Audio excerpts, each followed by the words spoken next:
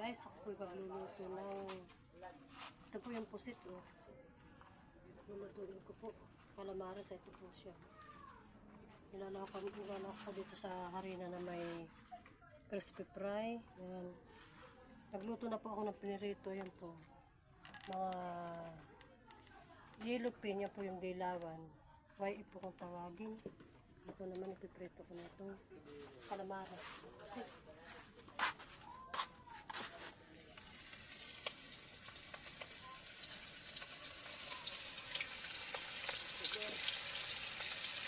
Calamares na stick.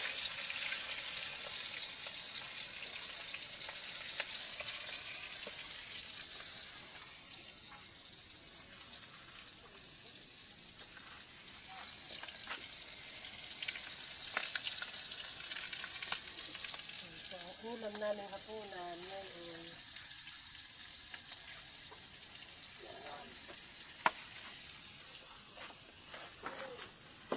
Marami naman po pang ulam.